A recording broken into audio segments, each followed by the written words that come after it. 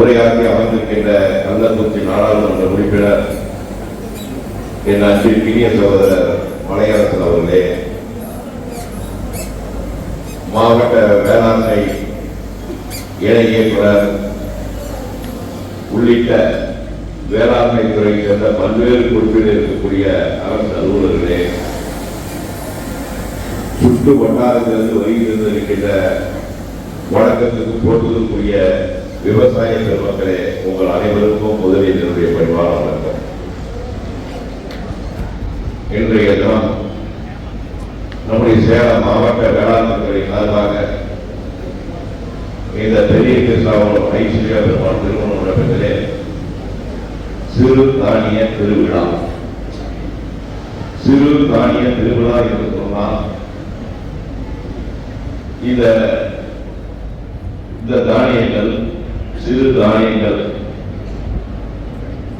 ஒரு 50 ஆண்டுகளுக்கு முன்னால் கிராமப்புறத்திலே இந்த தானியங்களை உண்டு உணவாக, பசிக்காக அல்ல, உணவுக்காக சாப்பிட்டவர்கள் தான் 3 ஆண்டு காலம் வாழ்ந்திருக்கிறார்கள். ஆனால் இன்றைய தினம் விஞ்ஞான வகையிலே நம்முடைய சிறு தானியங்கள் எல்லாம் விட்டு இன்னும் சொல்ல போனால் பல்வேறு மாநிலங்கள், பல்வேறு உலக நாடுகளிலிருந்து வரக்கூடிய அந்த உணவு தானியங்கள், உணவு வகைகள், சுருக்கமாக சொல்ல வேண்டும் என்று சொன்னால் நம்முடைய வாயிலே குறைய முடியாத அளவிற்கு அந்த உணவு வகைகளை, பதப்படுத்தப்பட்ட வகைகளை கொண்டு இன்றைக்கு மனிதனுடைய வயது குறையப்படுகிறது.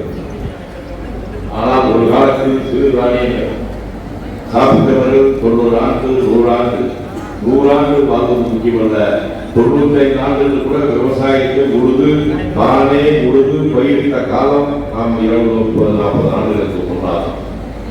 இன்றைக்கு 50 ஆண்டு வயது உடையவர்கள் கூட நடப்பதற்கு சிரமத்துக்கு காரணம் நாம் இந்த சிறு தானியம், நம்ம நாட்டில் கிடைக்கிற சிறு தானியத்தை மறந்ததன் விளைவாகத்தான். இன்றைக்கு இன்னும் சொல்ல போனால் இந்த சிறு தானிய உணவு தான் உடம்புக்கு சொத்து என்று சொன்னால் உடம்புக்கு சொத்து. இந்த சிறு தானியம் சாப்பிடுவதுதான் அதனுடைய நம்ம சொத்தாக மாறக்கூடியது.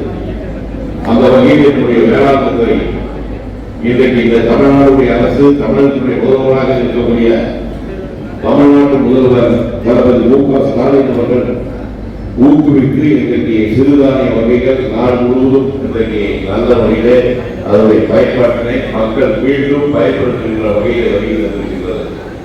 குறிப்பாக இயற்கை உரங்களை பயன்படுத்தி இப்படிப்பட்ட சிறு தானியங்களை விளைவிக்கின்ற காரணத்தினால் அந்த சிறு தானியத்தை சாப்பிடுகின்றவர்கள் இன்றைக்கு சர்க்கரை வியாதி போக்குகின்ற குணமாக இருக்கிறார்கள். அதை போல உடல் நார்ச்சத்து சிறு தானியங்கள் அதிகமாக இருக்கிறதுனால் உடல் வலிமை பெறுகிறது, வயது கூடுகிறது, உழைப்பு கூடுகிறது. 50 ஆண்டு கால உழைப்பு என்பது 100 ஆண்டு கால உழைப்பாக மாறுகிறது. ஆகவே இங்கே வருகிறதற்கு விவசாய மக்கள் இந்த சிறு தானியத்துடைய அருமை பெருமைகள் எல்லாம் இன்றைக்கு நாங்களும் நம்முடைய சுற்றுலாத்துறை அமைச்சர் அவர்களும் நம்முடைய வேளாண்மை துறை சார்பாக ஏற்பாடு செய்திருக்கிற அந்த கண்காட்சியை பார்த்து மகிழ்ந்தோம். அந்த சிறு தானியத்தை எப்படியெல்லாம் விளைவிக்க வேண்டும் என்று நம்முடைய வேளாண்மை துறை சேர்ந்த அலுவலர்கள் விளக்கமாக எடுத்துக்கொள்கிறார்கள். நாங்களும் அதை கவனமாக கேட்டோம். நான் இது எதற்காக சொன்னேன் சொன்னால், இங்கே வருகிறது பெரும்பகுதி விவசாயிகளை தந்தவர்கள், பெரும்பகுதி என்று சொல்வது முழுமையான விவசாயிகள் வருகின்றீர்கள்.